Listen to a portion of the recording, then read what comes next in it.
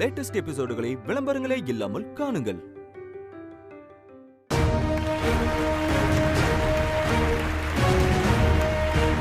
மற்றும் ஒரு நிகழ்ச்சியில் சந்திப்பதில் மகிழ்ச்சி. நான் கருப்பழனியப்பன். நீங்கள் பார்த்து கொண்டிருப்பது இந்தியாவின் நம்பர் 1 டீலர் வசந்த் கோ வழங்கும் Tamizha copowered by KAG tiles மற்றும் gold Priyam refined sunflower oil, copresented by Sri Kumaran Thangamaligai மற்றும் ராஜாளி மல்டி மில்லட் ஸ்நாக்ஸ். மனித வாழ்வில் எல்லாருக்கும் நிகழ்ந்தது அல்லது நிகழ்ந்ததை பார்த்தது அப்படின்னா திருமணம். எல்லார் வீட்டிலும் ஒரு திருமணம் நடந்திருக்கும். நம்ம திருமணம் பண்ணிக்கிட்டு இருப்போம், பண்ணுறது பார்த்துருப்போம். அண்ணன் தம்பி சித்தப்பா யாரோ பண்ணியிருப்பாங்க. அந்த திருமணத்தில் நீங்கள் என்ன தான் எவ்வளவு தான் திட்டமிட்டாலும் அதை மீறி தான் ஒன்று நடக்கும். எத்தனை ஆயிரம் திருமணம், லட்சம் திருமணம், கோடி திருமணம் நடந்திருந்தாலும் நம்ம வீட்டில் நடக்க போகிற ஒரு திருமணத்தில் ஒரு புதிய பிரச்சனையை சந்திப்போம் இல்லையா? அப்படி திருமணம் அவ்வளவு நடத்தி முடிப்பதற்கு அவ்வளவு சிரமமான காரியமாக இருக்குது. அவ்வளவே ரொம்ப முக்கியமாக முதலிடம் பிடிக்கிறது திருமணத்துக்கு அடுத்தபடியாக எதுனா வீடு கட்டுறது. அதனால தான் கல்யாணம் பண்ணிப்பார், வீட்டை கட்டிப்பாருங்கிறது. என்ன திட்டமிட்டாலும் வீடு கட்டி முடிக்கும் பொழுது முழுமையாக நம்ம நினச்ச மாதிரி வந்திருக்கா ஒரு வீடு அப்படின்னு பார்த்தா இருக்காது. நான் அப்படி ஒன்று நினச்சேங்க, பில்டர் அப்படி பண்ணிட்டாருங்க அப்படின்னு ஒரு சின்ன குறை மனசுக்குள்ளே இருந்துக்கிட்டு தான் இருக்கும். முழுமையாக இருக்கிறவங்க கூட நான் நினச்ச மாதிரி வீடு வந்துருச்சுங்க, ஆனால் பணம் நான் நினச்ச மாதிரி இல்லைங்க, 50 லட்சத்துக்கு நினச்சேங்க 65 லட்சம் ஆயிடுச்சுங்க அப்படின்னு அதில் ஒரு கம்ப்ளைண்ட் இருக்கும். அப்படி வீடு கட்டுவது என்பது இன்னொரு முக்கியமான விஷயம். ஒரு நடுத்தர குடும்பத்துக்கு வீடு என்பது ஒரு பெரிய கனவாக இருக்குது. வீடு தான் முக்கியம். நீ வாழ்க்கை என்ன செஞ்சாலும் நம்ம வாடகை வீட்டில் கூடாது, ஒரு வீடுக்கு போயிடணும். ஒரு சின்ன கூடாக இருந்தால் கூட, குருவி கூடாக இருந்தால் கூட தன் கூடாக இருக்கணும் அப்படிங்கிற சொல்லி அதுக்கான விஷயமா இருக்காங்க. இன்றைக்கி நம்ம தமிழாவில் பேச நினச்சது, அப்படி வீடு கட்டிதால் ஏமாற்றப்பட்டோம்னு நினைப்பவர்கள் ஒரு புறமும், மறுபுறம் அந்த வீட்டை கட்டி கொடுத்த பில்டர்ஸும். இப்போ நீ வீட்டை கட்டியவங்க நீங்கள் எல்லாருமே இல்லையா? ஒரு சொந்த வீடு வச்சுருக்கவங்க. உங்களுடைய கனவு வீடுன்னு என்ன இருந்துச்சு? இப்போ கட்டியிருந்த வீடு தானா, இல்லை வேற ஒன்று வச்சுருந்தீங்களா, அதை கட்டிட்டீங்களா? உங்களுடைய கனவு இல்லை போது எப்படி இருந்துச்சு? சார், என்னோட கனவு இல்லைன்னு பார்த்தோன்னா, நடுவில் வீடு, சுற்றி அழகாக தோட்டம் வைக்கிற அளவுக்கு இடம், கார் நிறுத்துகிற அளவுக்கு ஒரு போர்ட்டிகோ, அந்த கார் போகிறதுக்கு ஒரு அழகான வழி, பாதை இருக்கணும். அது மாதிரி ஒரு நம்ம வீட்டை சுற்றி காய்கறி தோட்டம்லாம் வைக்கிற மாதிரி ஒரு இடம் வேணும், அப்படி ஒரு வீடு கட்டணும் அப்படின்னு என்னோட ஆசை சார். ஓகே.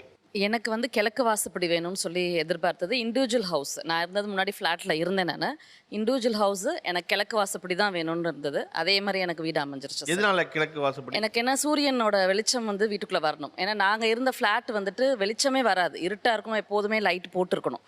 இப்போ பார்த்த வீடு நான் கிழக்கு வாசப்படி, எனக்கு சூரியனோட வெளிச்சம், நான் லைட்டு போடாமலே ஃபுல்லாக எப்போ பாரு எனக்கு வெளிச்சம் இருக்கு. சூரிய வெளிச்சம் முழுமையாக வீட்டுக்குள்ளே வர மாதிரி ஒரு வீடு வேணும். கண்டிப்பாக கண்டிப்பாக. ஓகே. வேற? காணி நிலம் வேண்டும் பராசக்தி, காணி நிலம் வேண்டும், அந்த காணி நிலத்தினோட ஒரு மாளிகை வேண்டும்னு பாரதியார் பேசினார். அது மாதிரி ஒரு அழகான பங்களா டைப்பில், அவ்வளோ பெருசாக இல்லாட்டாலும் சின்ன வீடு, அமைப்பான வீடு, அதை சுற்றி தோட்டம், ஒரு ஸ்விம்மிங் பூல், கார் வச்சுக்க அழகான போர்ட்டிக்கோ, அது வாக்கிங் போகிறதுக்கான வீட்டை சுற்றிலும் வாக்கிங் ட்ராக், இந்த மாதிரியான வீடு வேணும். சின்ன வீடு வீடு சின்னது தான், வெளியில தான் இடம் பெருசு. ஓகே. மேலே சார், நாங்கள் ஓலை வீட்டில் தான் இருந்தோம். அம்மா அப்பா நாங்கள் எல்லாருமே. அட்லீஸ்ட் ஒரு கல் வீடு கட்டணும், அதுதான் பெரிய கனவாக இருந்துச்சு. ஓகே. அந்த கனவுக்கு இவ்வளோதான் இடம், அவ்வளோதான் இடம்லாம் கிடையாது. கல் வீடே ஒரு பெரிய கனவு அப்படின்னு இருக்கும்போது, இப்போது நான் என்னோட கனவு இல்லத்தை ரொம்ப நான் எதிர்பார்த்ததை விட அதிகமாகவே கட்டியிருக்கேன். என்னென்னா டூப்ளெக்ஸ், வீட்டுக்குள்ளேயே படிக்கட்டு வச்சு, பசங்க 2 பேருக்கும் தனித்தனியாக ரூமு, எங்களுக்கு ரூமு அப்படின்ற மாதிரி, மாடி மேலே ஒரு சின்ன தோட்டம். என்ன ரொம்ப சிம்பிளான கனவு, ஆனால் எனக்கு ரொம்ப பிடிச்ச கனவு. உங்களோட அந்த வீடை கட்டும் போது நீங்கள் எவ்வளோ பட்ஜெட்டில் கட்ட நினச்சிங்க, எவ்வளோ கட்டி முடிச்சிங்க?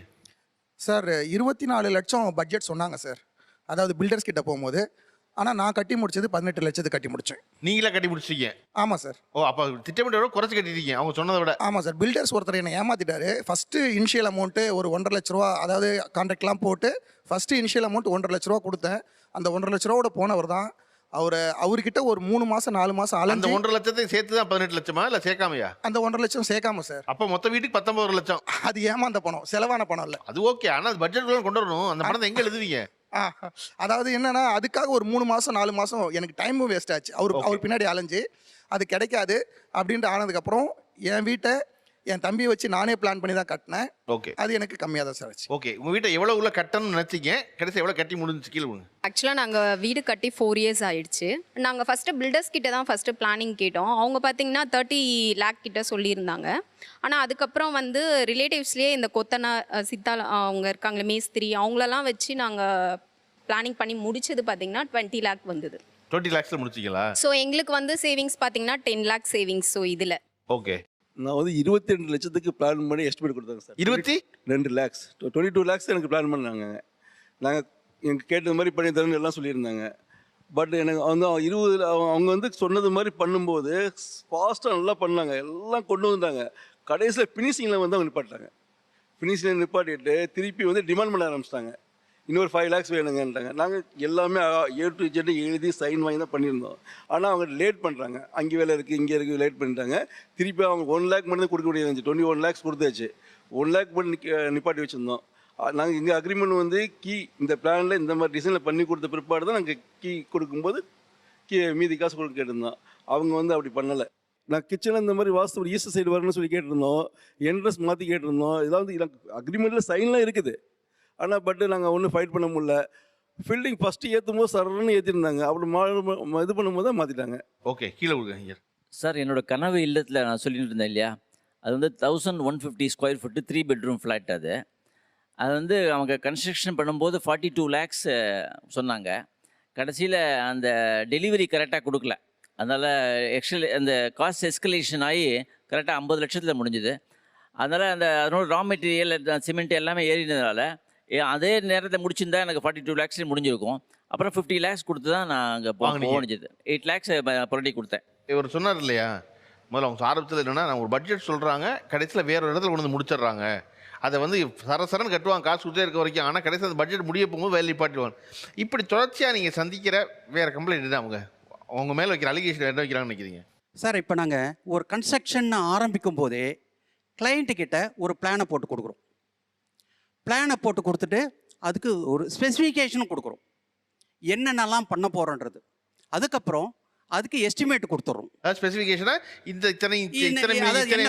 பயன்படுத்துவேன். அதாவது ஒரு ஃபூட்டிங்கில் ஆரம்பித்து ரூஃப் போட்டுட்டு அதுக்கப்புறம் ஓப்பன் டெரஸில் என்ன பண்ண போகிறோம் எல்லாமே அந்த ஸ்பெசிஃபிகேஷனில் வந்துடும் சார். அதுக்கப்புறம் அதுக்கு என்ன எஸ்டிமேட்டுன்னு கொடுத்துருவோம், ஒவ்வொன்றுத்துக்கும் கொடுத்துருவோம். இதில் வந்து நான் ஒரு சதுரடிக்கு என்ன ரேட்டு நான் ஃபிக்ஸ் பண்ணுறனோ அதை தான் நாங்கள் கோட் பண்ணுவோம், அதை தான் வாங்குவோம். அதுக்கப்புறம் இவங்க கேட்குற ஒவ்வொரு அடிஷ்னல் ஒர்க், அதாவது கட்டிகிட்டு இருப்பாங்க 2 ரூம் போடுவாங்க, அதுக்கப்புறம் ஒரு ரூம் எக்ஸ்டெண்ட் பண்ணுவாங்க, பிளானை மாற்றுவாங்க. அந்த மாதிரி நேரத்தில் அந்த எஸ்டிமேட் ஆட்டோமேட்டிக்காக அதிகமாகும். அதுக்கு வந்து எந்த விதத்துலையும் நாங்கள் பொறுப்பேற்றுக்க முடியாது சார். அப்படி எப்போவே மாற்றிக்கிட்டே இருக்காங்க பிளான் நினைக்கிறீங்களா? நிறைய அதாவது பிளானை டீவியேட் பண்ணாமல் யாரும் பண்ணதே இல்லை சார். அட்லீஸ்ட்டு ஒரு ரூம் எக்ஸ்டெண்ட் பண்ணுவாங்க, ஒரு சில ரூம் அதாவது ஃப்ளோரே எக்ஸ்டெண்ட் பண்ணுவாங்க. இந்த மாதிரி நிறைய பிரச்சனைகள் இருக்கும் சார். ஓகே, வேறு என்ன சார்? ஆக்சுவலாக நான் வந்து பார்த்தீங்கன்னா தமிழ்நாடு ஃபுல்லாக கிட்டத்தட்ட ஒரு 800 பில்டிங்ஸ் இதுவரை நான் பண்ணியிருக்கேன். இதுவரை நான் பண்ணது எல்லாமே சக்ஸஸ்ஃபுல்லாக தான் போயிருக்கு. இதுவரை எந்த கம்ப்ளைண்ட்ஸும் இல்லை. தெளிவாக நம்ம என்ன சொல்ல வரோங்கிறத தெளிவாக நம்ம ஸ்பெசிஃபிகேஷன்ஸ் கிட்டத்தட்ட சொல்ல போனால் ஒரு 30 பக்கம் நாங்கள் பிரிண்ட் போட்டு கொடுப்போம். ஆனால் அந்த இடத்துல வந்து அந்த கிளைண்ட்டோட முடிவு என்னவா இருக்கும்னு நீங்கள் எதிர்பார்க்குறீங்கன்னா, ஆன் சைட் போயிட்டே இருக்கும். இங்கே இன்ஜினியர்ஸ் ஒரு பக்கம் வருவாங்க, ஒரு பக்கம் லேபர்ஸ் வேலை பார்த்துட்டு இருப்பாங்க. இன்ஜினியர்ஸ்கிட்ட சொல்லாமல் மேஸ்திரிகிட்ட சொல்லி அவங்க பிளானை மாற்றுவாங்க. ஆன் சைட்டில் பிளான் சேஞ்சஸ் ஆகும். ஒரு டைமில் என்னோட இன்ஜினியர் அங்கே போய் பார்க்கும்போது இதை ஏன் இப்படி நீங்கள் தவறாக கட்டியிருக்கீங்கன்னு கேட்டால் வீட்டுக்காரங்க தான் கெட்ட சொன்னாங்கன்னு சொல்லுவாங்க. ஸோ அப்படி வரும்போது கிளைண்ட்டுக்கும் எங்களுக்கும் நிறைய வாக்குவாதங்கள் வரும். ஆனால் உங்கள் மேஸ்திரி கேட்கக்கூடாது இல்லை, இன்ஜினியர் சொல்கிறதானே கேட்கணும். யாரு சொன்னாலும் மாற்றிவே செய்வார். இன்ஜினியர் சொல்கிறதான் கேட்கணும். ஆனால் அந்த மேஸ்திரியை நைஸ் பண்ணி எடுத்துருவாங்க கைக்குள்ள. அது இப்படி இல்லை, டெஃபினட்டாக அது நடக்கும். டெஃபினட்டாக நடக்கும், நடந்திருக்கு. ஓகே, இதே சென்னையில் எனக்கு நடந்திருக்கு. ஸோ இந்த மாதிரிலாம் வரும்போது நாங்கள் எக்ஸ்ட்ரா சார்ஜ் எங்களால் இவ்வளோ அமௌண்ட் எக்ஸ்ட்ரா நீங்கள் கொடுத்து தான் ஆகணும், நாங்கள் சஃபர் ஆகிருக்கோம் அப்படின்னு சொன்னால் அவங்க வந்து ஏற்றுக்கிற மனநிலையிலே இருக்க மாட்டாங்க. என்ன சொல்லுவாங்க? இல்லை, நீங்கள் வந்து அக்ரிமெண்ட் போட்டு இந்த அமௌண்ட்டு தான் இதுதான் நாங்கள் தருவோம்னு சொல்லுவாங்க. அது நீங்கள் சந்திச்சிருக்கீங்க? அந்த மாதிரி பிரச்சனை சந்திச்சிருக்கீங்க? எக்கச்சக்கமாக சந்திச்சிருக்கேன். இதே சென்னையில் 2 கிளைண்ட்டு எனக்கு கிட்டத்தட்ட இப்போ வரைக்கும் 20 லட்சம் ரூபா பெண்டிங் வச்சுருக்காங்க. நீங்க சொல்லுங்க, 800 கட்டடம் கட்டிருக்கீங்க, ஒரு கம்ப்ளைண்ட் இல்லைங்க. நீங்க கடைசியில் 3ஆவது நிமிஷம் கடைசியில் ஏகப்பட்ட கம்ப்ளைண்ட் இருக்கு. அவங்க எனக்கு பேமெண்ட் தரல, நான் கட்டி முடிச்சு கையில கொடுத்தாச்சு. நீங்க அவசரப்பட்டு கை தட்டிட்டீங்க, உங்களை குறை சொல்றாரு அவரு. தரமாட்டேங்கிறாங்க காசு. நாங்கள் காசு கொடுக்க ரெடியாக இருக்கோம். ஆனால் எனக்கு குறித்த டைம் எனக்கு வந்து ஒரு 6 மாதத்துலேருந்து 8 மாதத்தில் முடிக்கணும்னு சொல்கிறீங்களா? நீங்கள் 8 மாதத்துக்கு கூட 1 மாதம் எடுங்க, இல்லை ஒரு 2 மாதம் எடுங்க. ஆனால் 8 மாதம் கட்ட வேண்டிய இடத்துக்கு வந்து நீங்கள் 16 மாதம் எடுத்தீங்கன்னா எனக்கு என்ன பண்ணுறது? என்னுடைய கேள்விக்கு என்ன பதில்? ஒரு பில்டிங் கட்டும்போது ஒரு கிளியர் எக்ஸ்பெக்டேஷன்ஸ் வந்து ஃபஸ்ட்டே வந்து செட் பண்ணணும் சார். இப்போ நம்ம ஒரு கடைக்கு போகிறோம், ஒரு சட்டை எடுக்க போகிறோம்னா அங்கே இருக்கிற ஆப்ஷன் பார்த்துட்டு எனக்கு இந்த கலர் சட்டை, இந்த சைஸ் சட்டை நம்ம வந்து முடிவு பண்ணிடுவோம். ஆனால் வீடு கட்டுற தொழில் வந்து எப்படின்னா, கண்ணு முன்னாடி ஒரு சட்டையை வந்து தைக்கிற மாதிரி, ஒரு கஸ்டமருக்கு வந்து தெளிவான ரிக்குயர்மெண்ட் இல்லை, ஒரு ஆளை பக்கத்தில் வச்சுக்கிட்டே தைக்கிற மாதிரி. கரெக்ட். அப்படிதான் இப்போ சார் சட்டை போறாருன்னா இவர் பக்கத்துலேயே நின்றுட்டு எனக்கு பேக்கெட் இப்படி வேணும், இந்த சைஸில் வேணும், காலர் இப்படி வேணும், கஃப் இப்படி வேணும்னு ஒவ்வொன்றா மாற்றி மாற்றி செய்யக்கூடிய வேலை. அதுக்கு தான் முடிஞ்ச அளவுக்கு நம்ம ஃபஸ்ட்டே பிளான் கொடுக்குறோம், ஸ்பெசிஃபிகேஷன்ஸ் கொடுக்குறோம். பட் அந்த கஸ்டமருக்கு என்னன்னா அவங்களால அதை விஷுவலைஸ் பண்ண முடியாது. ஒரு வீடு வந்து கட்டி முடிச்சதுக்கப்புறம் இப்படி தான் வரும், இந்த டைல்ஸ் போட்டால், இந்த டோர் போட்டால் இப்படி தான் வரும்ன்ற அவங்களால விஷுவலைஸ் பண்ண முடியாது. இப்போ அவங்க டோர் செலெக்ஷன் பண்ண போவாங்க, ஒரு கடைக்கு போவாங்க, அவங்களுக்கு வேற ஒரு டோர் பிடிக்கும். ஆனால் அக்ரிமெண்ட்டில் நாங்கள் ஆல்ரெடி ஒரு ரேட்டு கொடுத்துருப்போம். அப்போ அவங்க சூஸ் பண்ணுற டோர் வந்து 10,000 ரூபாய்க்கும் டோர் இருக்குது, 10 லட்ச ரூபாய்க்கும் டோர் இருக்குது சார். அவங்க சூஸ் பண்ணுற மெட்டீரியலோட விலை ஏறும்போது அந்த டிஃபரன்ஸ் வரும். இந்த டிஃபரன்ஸ் மட்டும் இல்லை, டைம் லைனும் மாறும். இப்போ சார் சொல்கிறாரு 6லேருந்து 8 மாதம். 6லேருந்து 8 மாதம்னா எவ்வளோ சீக்கிரம் ஒரு பில்டர் முடிக்கிறாரோ அந்த பில்டருக்கு அது லாபகரம் சார். இப்போ சைட்டில் நிற்கிற சைட் இன்ஜினியருக்கு நாங்கள் சம்பளம் தரணும், ஆஃபீஸ் வாடகை தரணும், ப்ராஜெக்ட் மேனேஜர், டிசைனர், ஆர்கிடெக்ட் எல்லாத்துக்குமே நாங்கள் சம்பளம் தரணும். ஒரு ப்ராஜெக்டை சீக்கிரமாக முடிக்கிறது வந்து ஒரு பில்டருக்கு தான் லாபகரமாக இருக்கும். ஒரு ப்ராஜெக்ட் ரன் ஆகிட்டு இருக்கும்போது இவங்க வந்து அவங்களோட ரிக்குயர்மெண்ட்ஸ் வந்து மாறும். கஸ்டமர் வந்து நம்ம தப்பு சொல்ல முடியாது. ஏன்னா வீடு வந்து லைஃப் டைம் ஒன்ஸ் கட்டுவாங்க, அவங்களுக்கு அது ஒரு பெரிய கனவு. கட்டும்போது சார் இதை கொஞ்சம் மாற்றி கட்டலாமேனா இது எங்களுக்கு லாஸாகவே இருந்தாலும் நாங்கள் சப்போர்ட்டிவாக பண்ணி கொடுப்போம். ஏன்னா நாங்கள் 6 மாதத்தில் முடிச்சாதான் எங்களுக்கு குறிப்பிட்ட லாபம் வரும். ஒரு ப்ராஜெக்டில் 50 லட்சம் இல்லை ஒரு 5 லட்சம் லாபம் வருதுன்னா 10 மாதம்னா 50,000 ரூபாய் போயிடுச்சு சார். அதுவே 2 மாதம் போகும்போது லாபம் குறைஞ்சிட்டே தான் வரும். முடிஞ்ச அளவுக்கு நாங்கள் சப்போர்ட்டிவாக பண்ணி கொடுக்கும்போது அந்த டைம் லைன் மாறதான் செய்யும். அவங்களோட ரிக்குயர்மெண்ட் மாறும்போது டைம் லைன் மாறதான் செய்யும். ஓகே, கீழே கீழே கொடுங்க அவர்கிட்ட. ஃபஸ்ட்டு நம்மக்கிட்ட வராங்கல்ல சார், வரும்போது என்ன சொல்லுவாங்கன்னா எங்களுக்கு ரொம்ப பட்ஜெட்டாக, எங்களுக்கு வந்து இவ்வளோ தான் எங்களுடைய பட்ஜெட்டுன்னு ஒரு பட்ஜெட், இவ்வளோ தான் எங்களுக்கு இவ்வளோ தான் பட்ஜெட்டுன்னு ஒன்று ஃபிக்ஸ் பண்ணுவாங்க. பட் அவங்க ப்ராஜெக்ட் எங்கே வருவாங்கன்னா சிவில் ஒர்க் முடிக்கிற வரைக்கும் கிட்ட வரவே மாட்டாங்க. நம்ம ரூஃப் போட்டுருவோம், காலம் எல்லாமே முடிச்சிருவோம். ஒன்ஸ் இந்த பிளாஸ்டிக் முடிஞ்சதுக்கப்புறமா தான் அவங்க என்ட்ரி ஆவாங்க. அதுக்கப்புறமா தான் அவங்க வந்து அவங்களுடைய ஒரு அவங்களுக்கு எங்களுக்கு இப்படிலாம் ட்ரீம் இருக்குன்றதே அப்போ தான் கொண்டு வருவாங்க. அவங்க ட்ரீமை நம்ம அதுக்கப்புறம் ஸ்பெசிஃபிகேஷன் ஆட் பண்ண முடியாது. நம்ம என்ன பண்ணியிருப்போம்னா ஸ்பெசிஃபிகேஷன் நிறைய கட் ஆஃப் பண்ணியிருப்போம். குவாலிட்டியில் எங்கேயும் காம்ப்ரமைஸ் பண்ணியிருக்க மாட்டோம். பட் மெட்டீரியல்ஸில் எல்லாமே நம்ம சேஞ்ச் பண்ணியிருப்போம். ஸோ இப்போ ஒரு ஐ ஸ்டீலோடைய ரேட்டுக்கும் அடுத்த ஒரு பிராண்டோட ஸ்டீல் ரேட்டுக்கும் டேட் டிஃப்ரென்ஸ் இருக்கும். பட் குவாலிட்டி வைஸ் இருக்கணும் போது அது ஓரளவுக்கு மேட்ச் ஆகும். ஸோ அதனால் நாங்கள் என்ன பண்ணுவோம்னா அந்த அந்த அந்த மேட்ச் ஆகிற பிராண்டை தான் சூஸ் பண்ணுவோம். பட் அங்கே வரும்போது என்னன்னா ஏன் ஐ ஸ்டீல் போடலை அப்படின்னுவாங்க. அவங்க டிவியில் பார்த்த விளம்பரத்தில். ஆமாம், அவங்க டிவியில் ஆட் பார்த்துட்டு ஐ ஸ்டீல் போடணும்னா நம்ம ஐ ஸ்டீல் அப்போ போட முடியாது. வேற என்னவெல்லாம் அலிகேஷன்ஸை சந்திக்கிறீங்க நீங்கள்? ஒரு கிளைண்ட் வந்து ஆரம்பத்தில் எடுத்தோடனே 1 நாளில் 2 நாளில் வீடு கட்ட போகிறதில்ல. என்கிட்ட ஒரு கிளைண்ட் வராங்கன்னா கிட்டத்தட்ட 6 மாதம் எனக்கும் அவங்களுக்கும் வந்து அந்த கம்யூனிகேஷன் போயிட்டு இருக்கோம். எடுத்தோடனே முதல்ல ஒரு பிளான் கொடுக்க சொல்லுவாங்க. அவங்க இடத்துக்கு எனக்கு இந்த மாதிரி வேணும்னு ஒரு பிளான் கொடுக்க சொல்லுவாங்க. அந்த பிளானை ரெடி பண்ணுறதுக்கு கிட்டத்தட்ட 3 மாதத்துக்கு அவங்க ஒரு கரெக்ஷன் சொல்லுவாங்க பாருங்கள். கிட்டத்தட்ட 6லேருந்து 7 வாட்டி அந்த கரெக்ஷன் மட்டுமே போயிட்டுருக்கோம். நம்ம இன்னும் வீடு கட்ட ஆரம்பிக்கல, வெறும் பிளான் மட்டும் தான் போடுறோம். பிளான் போட்டு அந்த கரெக்ஷனுக்கு அது நல்லது தானே.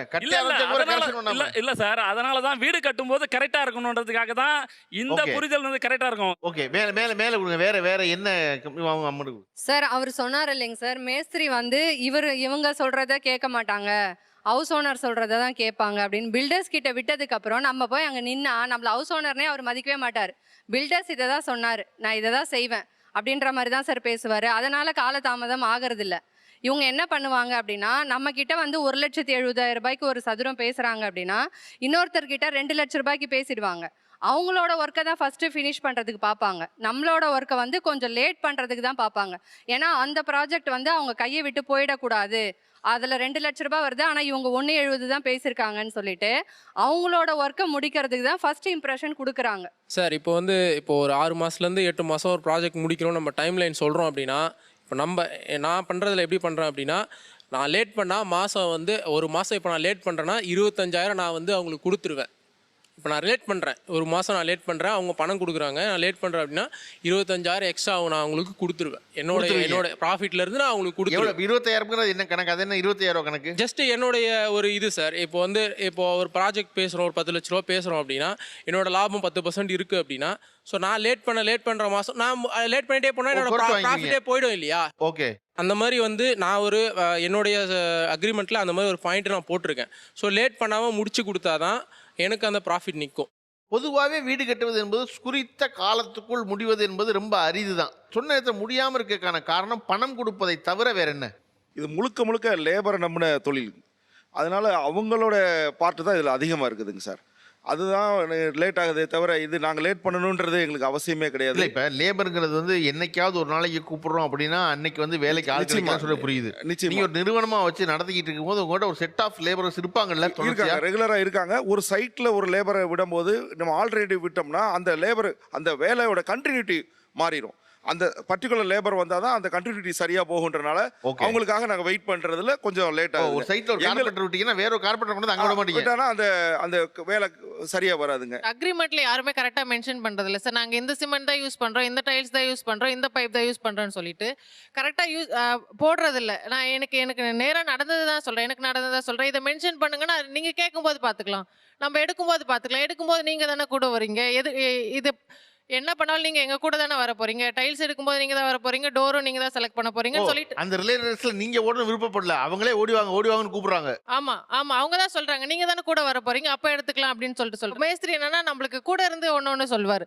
ஒரு சில மேஸ்திரி அந்த மாதிரி, இன்னொரு சில மேஸ்திரி என்ன அப்படி சொல்றாருன்னா வந்து உங்களுக்கு தெரியாது, பண்ணும்போது பாருங்க. அதே மாதிரி நம்ம பில்டர்ஸை வச்சு மேஸ்திரி உள்ள கொண்டு வந்தா பில்டர்ஸ் ஒரு வார்த்தை சொல்லாம மேஸ்திரி ஒரு செங்கலை கூட எடுத்து வைக்கிறது இல்லை. இந்த செங்கல் நல்லா இல்லை, மேஸ்திரி நல்லாலாமல் இருக்கிறது நம்மளுக்கு தெரியுது. மேஸ்திரி அதை எடுத்து வேணும் அவர் வச்சு கட்டுறாரு. நம்ம இங்கே பார்க்குறோன்னா அது நல்லா தான் இருக்குது, உங்களுக்கு என்ன தெரியும், பண்ணுற எங்களுக்கு தானே தெரியும், பண்ண அப்புறம் பாருங்கள். அந்த டைலாக் தான் சொல்கிறாங்களே தவிர்த்து இப்போ நம்ம ஏதாவது கேட்குறோம் இது எங்களுக்கு தெரியல, இது எப்படி வச்சா இப்படி நல்லா இருக்குன்றதுக்கிட்ட அவங்க டைரக்ட் பதிலே இல்லை சார், ஆன்சரே பண்ணுறதில்ல சார். அப்படிலாம் இல்லை சார், நாங்கள் எஸ்டிமேஷனில் எல்லாமே கம்ப்ளீட்டாக கொடுத்துருவோம் சார். A to Z எல்லாமே இருக்கும். ஸோ அவங்க டைல்ஸ் சொல்கிறாங்க, அந்த டைல்ஸோட பிராண்டு, அதோட ப்ரைஸ் 50 ரூபீஸ்னா 50 ரூபீஸ். அதே மாதிரி எலக்ட்ரிக்கல் பாயிண்ட்ஸ் எவ்வளோ பாயிண்ட்ஸ் வரப்போகுது, அதோட பிராண்ட் என்ன, ஸோ ஒயரோட பிராண்ட் எல்லாமே இருக்கும் சார். அவங்களுக்கு பிடிச்ச மாதிரி தான் அக்ரிமெண்ட்டும் வரும். ஓகே, மேலே கொடுங்க தம்பி. அவங்க எல்லாம் சொன்னாங்க டைம் டிலே ஆகல, இப்படி ஆகுது, இன்னொரு ப்ராஜெக்ட் இருக்கிறதுனால இவங்க இதை பண்ணிவிட்டு அதுக்கு போயிடுறாங்க அப்படின்னு சொல்கிறாங்க. நான் இப்போ வந்து பட்டிங் ஆர்கிடெக்டாக தான் இருக்கேன். ஸோ நான் வந்து ஒரு ப்ராஜெக்ட் எடுக்கிறேன்னா அந்த டைமில் இன்னொரு ப்ராஜெக்ட் நான் எடுக்க மாட்டேன். ஏன்னா இது வந்து ஒரு பிஸ்னஸாக பார்க்குறதுல என்னோட பேஷனாக பார்த்து பண்ணுறேன். ஸோ அதை நான் பண்ணுறப்பவே வந்து கிளைண்ட்ஸ் கிட்ட நாங்கள் ஃபஸ்ட்டே வந்து இவங்க சொன்ன மாதிரி சார் சொன்ன மாதிரி எஸ்டிமேஷனில் எல்லாமே சொல்லிடுவோம், இதான் போட போகிறோம், இதான் பண்ண போகிறோம், இதுக்கு ப்ரைஸ் இதான். நீங்கள் கேட்ட மாதிரி இப்போ ஒரு ஸ்கொயர் ஃபீட் தானே எக்ஸ்ட்ரா ஆகுது அப்படின்றதையும் நாங்கள் சொல்லுவோம். இப்போ இந்த பிரச்சனை வருதா, இது இப்படி பண்ணுறப்ப இவ்வளோ ஆகும், எக்ஸ்ட்ரா ஆகும்னு நாங்கள் சொல்லிவிட்டு எஸ்டிமேஷன் முதற்கொண்டு எக்ஸ்ட்ரா நீங்கள் அடிஷ்னல் ஏதாவது ஒர்க் பண்ணிங்கன்னா எங்களுக்கு அதுக்கான பேமெண்ட்டை நீங்கள் பண்ணணுன்னு முதற்கொண்டு நாங்கள் எங்கள் அக்ரிமெண்ட்டில் கொடுப்போம். அப்படி கொடுத்துமே அங்கே போகிறப்ப அவங்க வந்து நான் ஒரு செவருக்கு ஒரே நாளில் 7 தடவை பெயிண்ட் அடித்தேன். ஒரு செவருக்கு ஒரே நாளில் 7 தடவை பெயிண்ட் அடிச்சிருக்கேன். என் லேபர்ஸ் வச்சு 7 தடவை பெயிண்ட் அடிக்க வச்சாங்க. அந்த கலர் பார்ப்பாங்க, 7 கலரா, 7 கலர். அது ஒரு பேட்ச் தான் அடிச்சு காட்டுவீங்க. திருப்பி நாங்கள் எத்தனை சார் பேட்ச் சார் கொடுத்துக்கிட்டே இருக்கிறது. இல்லை சார், நீங்கள் சொல்கிற கலர் வந்து ஒரு கலர் அடிச்சிருவோம். நாங்கள் டிசைனில் கொடுத்த கலர் அடிச்சிருப்போம். அவங்க பார்ப்பாங்க, அவங்க ஓகே சொன்னாலும் அவங்க வீட்டில் இருந்துட்டு கூப்பிட்டு வந்துட்டு அவங்களுக்கு இன்னொருத்தவங்களுக்கு அது ஓகேவா இருக்காது. அவங்க உடனே இல்லை இந்த கலர் மாற்றுங்கன்னுவாங்க. அந்தமாரி ஒரு நாளைக்கு உட்காந்து 7 கலர் அடித்தேன். அதுக்கான லேபர் சார்ஜும் நான் தான் கொடுக்கணும். அடுத்த நாள் வந்து லேபர் அடித்தாங்க, அதுக்கான சார்ஜும் நான் தான். அதுக்கு போய் அவங்கள்ட்ட பண்ணால் எங்களுக்கு இது பிடிக்கல, சாட்டிஸ்ஃபேக்ஷன் இல்லாமல் நாங்கள் எப்படி பண்ணுறது அப்படின்னு கேட்பாங்க. அப்படி நீங்க சொல்லுவீங்க இல்லையேங்க, நான் முதல்ல ப்ளூ கலர் தான் சொல்லியிருந்தேன், அதான் அடிச்சேன் சொன்னாலுமே அவங்க ஏற்றுக்க மாட்டாங்க. ஸ்டார்டிங் எப்போ எஸ்டிமேஷன் கொடுக்குறப்ப பேசுகிற மாதிரி கிளைண்ட் கடைசி வரைக்கும் இருக்கவே மாட்டாங்க. எங்களது வீடு வந்து எல்லாமே வாஸ்து பிரகாரம் தான் சார் வச்சுருக்கோம். கிச்சன்ல இருந்து டாய்லெட் பாத்ரூம்ல இருந்து கதவுல இருந்து எல்லாமே வாஸ்து பிரகாரம் தான் சார் இருக்குது. என்னோட இதுன்னா இப்போ நீங்கள் எம் சாண்டுக்கும் ரிவர் சாண்டுக்கும் என்ன டிஃப்ரென்ஸ், இப்போ வந்துட்டு நமக்கு அது அந்த லாரியில் டம்ப் பண்ணிட்டு வராங்களே சார், அப்போவே நம்மளுக்கு தெரியும். இப்போ நார்மல் ரிவர் சாண்ட் வந்து கொட்டுவாங்க, ஸோ அதில் எந்த டஸ்ட்டுமே இருக்காது, நார்மலாக தான் இருக்கும். ஃபர்ஸ்ட் ஆஃப் ஆல் அதை வந்து ஜலிக்கிறாங்க பார்த்தீங்களா, ஜலிச்சிட்டா கூட அந்த வேஸ்டேஜை வந்து நம்ம வந்துட்டு இந்த இது போடுவோம் இல்லைங்களா ஸ்லாப் எல்லாம், ஸோ அதுக்குமே நம்ம யூஸ் பண்ணிக்கலாம். ஸோ அதோடைய வேஸ்டேஜும் நம்மளுக்கு வேஸ்ட்டாகவே போகிறதில்ல, கண்டிப்பாக நமக்கு ஒரு யூசேஜ் இருக்குது. எம் சாண்டில் பார்த்தீங்கன்னா கண்டிப்பாக உங்களுக்கு அது தண்ணி தெளித்து தான் எடுத்துகிட்டு வருவாங்க. ஸோ அது கொட்டுனாலுமே அங்கேருந்து வரும்போதே அது காஞ்சிடும் அந்த காற்றுக்கு. ஸோ கொட்டும்போது பாதி மணல் அடிச்சுக்கிட்டு தான் போவோம், நம்ம மூஞ்செல்லாமும் ரொம்பிடும். ஸோ அங்கே ஸோ அது ஒன்று. அதே மாதிரி வந்து நம்ம ரிவர்ஸ் ஹேண்ட் கட்டும்போது நம்மளுக்கு வந்து கொஞ்சம் லைஃபும் வரும். இப்போ அது ஒரு 30 இயர்ஸ் வருதுன்னா இது கண்டிப்பாக 20 இயர்ஸ்லேயே நமக்கு கிராக் வந்துடும். மேடம் இந்த எம்சாண்டை பற்றி சொன்னாங்க, அவங்களுக்கு சரியான புரிதல் இல்லை. எம்சாண்டு ஈரமாக வர்றதுக்கு காரணமே அது வாஷபிள். அதை வந்து வாஷ் பண்ணால் தான் அதில் இருக்க டஸ்ட்டெல்லாம் வெளியே போய் அந்த பெக்மெண்ட் கரெக்டாக வருங்க. அதுதான் ஃபஸ்ட் பாயிண்ட்டு. அப்புறம் மணல் வந்து ரொம்ப சுத்தமானதுன்றாங்க. மணல் இருக்கிறதுலையே இருக்க குப்பைகள் பூரா கலந்து வரதா மணல். அதாவது இன்னொன்று என்னென்னா, இந்த வாஸ்து பற்றி சொல்கிறவங்களுக்கு முக்கியமான விஷயம் என்ன சொல்கிறேன்னா, நம்ம ஆற்றுல தான் நம்மளோட அஸ்தியெல்லாம் கழிப்போம். அது வரக்கூடாதுன்றாங்க வாஸ்துல முக்கியமாக. அதனாலேயே மாற்று மணலை யூஸ் பண்ணாதீங்க அப்படின்றாங்க. எனக்கு என்ன பிடிச்சிருக்குன்னா, உங்களை பாராட்டி தான் சொல்கிறேன். என்ன பிடிச்சிருக்குன்னா, நீ வாஸ்து வச்சுட்டு வர்றியா, அதை வச்சே உன்னை அடிக்கிற பாரு அப்படின்னு அஸ்தி கரைச்ச மண்ணை பயன்படுத்தக்கூடாது, அதனால ஆற்று மண்ணை பயன்படுத்தக்கூடாதீங்க பாருங்க. இல்லை, உண்மைதான் சார், உண்மைதான். அதாவது நம்ம சொல்கிறோம்ல, சுத்தமாக இருக்கணும் இல்லைன்றாங்க. மணலை விட எம்சாண்டு தாங்க சுத்தம். அது போக நிறைய கழிவுகள். சார் இன்னொரு விஷயம் சார், எம்சாண்டுன்றது வந்துட்டு இவங்க எம்சாண்டு போடுறது அது அவங்க விருப்பங்க சார். ஆனால் நம்ம கிட்ட வந்துட்டு மணலுக்கு உண்டானதை வந்துட்டு இப்போ ஒரு லோடு 35,000 அப்படின்னு சொல்லி வாங்குறாங்களேங்க சார். ஆனால் நம்ம கிட்ட சொல்றது மணலோட விலை தான் சார் சொல்லுவாங்க. ஆனால் அவங்க போடுறது வந்து எம்சாண்டு போடுவாங்க சார். அதுவே வந்துட்டு ஒரு கட்டு வேலைக்கு செய்கிறாங்க அப்படின்னா ஒரு மூட்டை சிமெண்ட் எடுத்துட்டாங்க அப்படின்னா ஒரு 20 சட்டி தாங்க 20 பாண்டு தாங்க சார் போடணும். ஆனால் இவங்க என்ன பண்ணுவாங்க, ஆள் இருக்கப்போ வந்துட்டு 20 பாண்டு போடுவாங்க சார். அதுவே ஆள் இல்லாதப்போ பார்த்தீங்கன்னா 24, 26 அந்த மாதிரி மணல் வந்து எம்சாண்டே வந்து எக்ஸ்ட்ரா போட்டுருவாங்க சார். அப்போ என்ன ஆகும்ன்றீங்க, அந்த விரிசல் ஒரு 20 வருஷத்துக்கு வர வேண்டியதை ஒரு 5 வருஷத்துக்குள்ளே வந்துருங்க சார். அதாங்க சார் விஷயமே. இவங்க அதை சொல்ல மாட்டேங்கிறாங்க சார். காங்கிரீட் போடுறாங்க அப்படின்னா 8 பாண்டுக்கு ஒரு மூட்டை சிமெண்ட் போடணுங்க சார். ஆனால் இவங்க அதை பண்ணவே மாட்டாங்க சார். நீங்கள் எத்தனை வீடு கட்டியிருக்கீங்க சார்? எனக்கு நிறைய அது தெரியுங்க சார், அதனால சொன்னேங்க சார். உண்மைதாங்க சார். அது அவங்களை இல்லைன்னு வேணா சொல்லுங்க சார் வேணா. சார் காங்கிரீட்டுக்கு ரேஷியோவும் இருக்குது சார். 1:2:3. ஒரு பாண்டு சிமெண்ட்டுக்கு 2, அதாவது 2 பாண்டு சிமெண்ட் வரும் பாண்டு கணக்கில் போட்டிங்கன்னா. 2 பாண்டு சிமெண்ட்டுக்கு 5 பாண்டு, அது 1:2:3 போது 5 பாண்டு ஜல்லி 5 பாண்டு மணல் 6 பாண்டு ஜல்லி போடணும் சார். இது வந்து ரெகுலராக இருக்க ரேஷியோ. ஓகே, இதுதான். அவங்க 8 பாண்டுலாம் சொல்கிறாங்க. அதெல்லாம் போட்டோம்னா இப்போவே எங்களை வந்து குறை சொல்கிறாங்க. 8 பாண்டு போட்டோம்னா பில்டிங்கே நிற்காது சார். 8 பாண்டு எதுக்குன்னு சொல்கிறாங்க அப்படின்னா, பில்லர் காங்கிரீட் போடுறாங்க பார்த்தீங்களாங்க சார். அந்த பில்லர் காங்கிரீட்டுக்கு வந்துட்டு 8 பாண்டு போட்டாதாங்க சார் ஸ்ட்ராங் கிடைக்கும். 8 பாண்டு என்னங்க சார்? எது 8 பாண்டு போட்டா மொத்தம்? மணல் வந்து 8 பாண்டுங்க சார். சிமெண்ட் வந்து ஒரு மூட்டைக்கு 8 பாண்டு மணல் போட்டாதாங்க சார் அது சேஃப்டி. ஒரு மூட்டை சிமெண்ட்டுக்கு 8 பாண்டு மணல் போடணுங்க சார். ஆனால் இவங்க அப்படி பண்ணவே மாட்டாங்க சார். பில்லர் காங்கிரீட்டுக்கு வந்து அது போட்டிங்கன்னா தாங்க சார் சேஃப்டி, நல்லா லைஃப் கிடைக்குங்க சார். ஆனால் இவங்க வந்துட்டு 12 பாண்டு 16 பாண்டு போட்டாங்க அப்படின்னா அது லைஃப் கிடைக்காதுங்க சார். அதாங்க சார் உண்மை. அதுவே வந்து எந்த ஒரு இன்ஜினியரும் அப்படி பண்ண மாட்டாங்கம்மா. அது தவறான கருத்து. நீங்கள் பார்த்த விதம் வேறையாக இருக்கும். பாண்டு சின்னதாக இருக்கும், இல்லை பாண்டு பெருசாக இருந்திருக்கும். நீங்கள் முதல்ல பாண்டை பாருங்கள். சின்ன பாண்டில் 10 போடுவாங்க, பெரிய பாண்டில் 6 போடுவாங்க. நீங்க தராசுல எதை இட போடுறீங்க முக்கியம் இல்ல, முதல்ல தராசை இட போடுங்கிறாரு. எங்கள் டிபார்ட்மெண்ட் வந்து பார்த்தீங்கன்னா சித்தாலே நாங்கள் தான் பார்க்குறோம், சிஎம் வரைக்கும் நாங்கள் தான் பார்க்குறோம். எந்த ஒரு டிபார்ட்மெண்ட், இப்போ ஒரு இன்ஜினியரிங் டிபார்ட்மெண்ட் எடுத்தீங்கன்னா மெக்கானிக்கலுக்கு, சிவில் இருக்குது, ஏரோநாட்டிக்கல் வரைக்கும் ஒரு டிபார்ட்மெண்ட் 7 டிபார்ட்மெண்ட் இருக்குது. இந்த 7 டிபார்ட்மெண்ட்டையும் ஒருங்கிணைச்சு போகிறது வந்து சிவில் இன்ஜினியர் மட்டும்தான். எங்களுடைய கஷ்டங்கள் எவ்வளோன்னு தெரியுங்களா? ஒரு மெக்கானிக்கல் கேட்டால் அவர் பில்டிங்குள்ளே போய் அசம்பிள் பண்ணிட்டு போயிடுவார். ஒரு கம்ப்யூட்டர் பார்த்தாலும் கம்ப்யூட்டர் தட்டிட்டு போயிடுவார். ஒரு எலக்ட்ரிக்கல் பார்த்தா எலக்ட்ரிக்கல் ரூம் பார்த்துட்டு போயிடுவார். எலக்ட்ரிக்கலையும் நாங்கள் பார்க்கணும், கம்ப்யூட்டர் டிராயிங் போட்டு கம்ப்யூட்டரையும் பார்க்கணும், மெக்கானிக்கல் எங்கே அந்த கார் ஃபிட் பண்ணுறோம் அதையும் பார்க்கணும். அனைத்தையும் உள்ளடக்கியது தான் இந்த சிவில் இன்ஜினியர். ஆனால் இதுக்கு இடையில அவர் எதனால் டிலே ஆகுதுன்னு, அந்த பிங்க் கலர் சரியாக டிலே ஆகிடுது, வேறு வீட்டுக்கு போகிறாங்கன்னு சொல்கிறாங்க. இயற்கை வேறு எந்த டிபார்ட்மெண்ட்லையும் இயற்கை சூழ்நிலையிலே வந்து தடை போகாது. நீ கொடுக்குற அந்த ஷெடியூல் வந்து கரெக்டாக முடியும். எங்களுதில் வந்து நாங்கள் எவ்வளோ கஷ்டப்படுறோம் தெரியுங்களா? குழி நோண்டிடுவோம், கம்பி இறக்கிடுவோம், திடீர்னு மழை வந்துருச்சுன்னா வச்சுக்கலேன், அந்த மண் உள்ளே சரிஞ்சிருச்சுன்னா அந்த கம்பி எப்படி சார் எடுக்க முடியும்? மேட்டு விழுந்துடும், திருப்பி எடுக்க முடியாது. அதை நாங்கள் மறுபடியும் ரிமூவ் பண்ணி மறுபடியும் க்ளீன் பண்ணி மறுபடியும் இருக்கும், மறுபடியும் மழை வந்துடும். கண்டினியூவாக போன வாரம் நடந்த விஷயம் இதெல்லாம். எவ்வளோ கஷ்டங்கள் இருக்குது. இவங்க அசால்ட்டாக வந்து சொல்லிட்டு போயிடுறாங்க. ஒரு பில்டராக ஒரு வீடு கட்டி கொடுத்துட்றாங்க. அப்படி கட்டி கொடுத்து முடிச்சதுக்கப்புறம் நீங்கள் சந்திக்கிற பிரச்சனை என்ன? கட்டி கொடுத்துட்டு அவங்க சாவி கொடுத்துட்டு போயிடுறாங்க. கொடுத்ததுக்கப்புறம் சந்திக்கிற பிரச்சனை என்ன? எனக்கு என்னென்னா, மழை நேரங்களில் நீர் வந்து கீழே அந்த ஓதம் பூக்குன்னு சொல்லுவாங்க, அதாவது நீர் பொங்கி நிற்குது. அதனால் எனக்கு அந்த ஒரு பெரிய பிரச்சனை எனக்கு வந்து இருந்துகிட்டே இருக்குது. மழைக்காலங்கள் அது ரொம்ப பெரிய பிரச்சனையாக இருக்குது. ஒரு பக்கம் பூரா ஈரம் காத்திருக்கு, வடிமா வடிஞ்சு உள்ள நீர் வடிஞ்சு அப்படியே ஓடுற மாதிரி உள்ள கூடி வடியுது பில்டிங்குள்ளேயே வந்து. ஓகே, அது பெரிய பிரச்சனை எனக்கு இருந்துகிட்டே இருக்குது. சார் இல்லை சார், கன்ஸ்ட்ரக்ஷன் பண்ணும்போது தரமான குவாலிட்டியில் பண்ணுனா கண்டிப்பாக இந்த மாதிரி பிரச்சனைகள் வராது. கன்ஸ்ட்ரக்ஷன் பண்ணுற பாதி பேருக்கு மேலே இன்றைக்கி வந்து கன்ஸ்ட்ரக்ஷன் வாரண்டின்னு ஒன்று கொடுத்துட்றோம். ஸோ நம்ம தரமான ஒரு பில்டிங் கட்டும் போது இவங்க தரமான ஆளை சூஸ் பண்ணாங்கன்னா அந்த மாதிரி கம்ப்ளைண்ட் வராது. இப்போ என்ன அந்த கன்ஸ்ட்ரக்ஷன் வாரண்டி கொடுக்குறவங்களுக்கு என்ன அடையாளம் இருக்குது, எப்படி தெரிஞ்சிருக்கிறது அவங்கள? இப்போ இவங்க அக்ரிமெண்ட் போடுறாங்க இல்லையா, அக்ரிமெண்ட் போடும்போது இப்போ கட்டி கொடுக்குற பில்டர் வந்து கட்டி முடிச்சதுக்கப்புறம் என்ன பொறுப்பேற்றுக்கிறாரு? இப்போ இவங்க ஒரு ஃபோன் வாங்கினா ஃபோன் வாங்கும்போது மேனுஃபேக்சரர் வாரண்டின்னு ஒன்று கொடுக்குறாங்க இல்லையா, இதே மாதிரி கட்டி கொடுக்குற பில்டர் வந்து என்ன கொடுக்குறாரு அந்த தரத்தை வந்து இவங்க கண்டிப்பாக செக் பண்ணணும், அக்ரிமெண்ட்டில் அதை மென்ஷன் பண்ணணும். அப்படி பண்ணினால் கண்டிப்பாக இந்த குறைகள் வந்து வராது சார். சரி, இப்போ இந்த ஈரம் காக்கிறதுன்னு ஒன்று சொல்கிறாருல, ஒரு மழை காலத்தில் ஒரு ஓரம் பூரா அது ரொம்ப கிட்டத்தட்ட பாதி வீடுக்கு மேலே சொல்லப்படுற கம்ப்ளைண்ட்டு. பாதி பேர் மோசமான இன்ஜினியர், அதனால சரி எங்கிட்ட வந்து கட்டுங்கன்னு சொன்னீங்கன்னா பதில் இல்லை. இந்த மாதிரி ஏற்படுறது எதனால் ஏற்படுது, அதை சரி பண்ணுறதுக்கு வழி என்ன சார்? அது நீங்கள் கன்ஸ்ட்ரக்ஷன் பண்ணும்போதே டிலே ஆகிற ஒரு ரீசன் இருக்குல்ல சார். அதில் மெயின் ரீசன் என்னன்னா, ஒரு ஸ்டேஜுக்கும் இன்டர்வல் இருக்குது. ஒரு பேஸ்மெண்ட் ஸ்டேஜ்னா அவருக்கு ஒரு 2 வீக்ஸ் 3 வீக்ஸ் டைம் கொடுக்கணும். பட் இவங்க என்னன்னா, நான் வந்து பால் காசுற டேட் வச்சுட்டேன், எனக்கு வந்து 2 மாதத்தில் நீங்கள் முடிக்கணும் அப்படின்னும் போது ஒரு பக்கம் பிளாஸ்டிக் பண்ணிகிட்டே வருவாங்க, பின்னாடி ஒயிட் அடிச்சுட்டே வருவாங்க. அப்போ அங்கே அது எங்கே உங்களுக்கு ஸ்ட்ரென்த்து கிடைக்கும்? அதோட க்யூரிங் டைமே இருக்காதுன்னும் போது அவுட்டரும் அப்படி தான், இன்னொரு அப்படி தான். அவுட்டரில் ஒரு சைடு பிளாஸ்டிக் பண்ணனா உடனே ஒயிட் அடிச்சிருவாங்க, அவ்வளோதான். நான் அடுத்த வாரம் கிரகப்பிரவேசம் வச்சிருக்கேன், என் ஊர்லேருந்து வர எல்லா சொந்தக்காரங்களும் வீடை பார்க்கணும். வெளியே வந்து பூச்சி பூசங்க அப்புறம் எவ்வளோ நாள் கழிச்சு ஒயிட் அடிக்கும்? 7 days மினிமம் க்யூரிங் டைம் விடணும் சார். 7 days க்யூரிங் டைம் விடணும். பட்டி பார்த்துட்டு அதுவும் காயணும். பட்டி பார்த்து காஞ்சதுக்கப்புறம் நீங்கள் தேய்ச்சிட்டு பெயிண்ட் அடிச்சிங்கன்னா தான் அது ஒரு லைஃப் டைம் இருக்கும். பட்டி பார்த்து ஈரத்திலேயே நீங்கள் தேய்ச்சி பெயிண்ட் அடி, அந்த ஈரம் இருந்துகிட்டே இருக்கும்.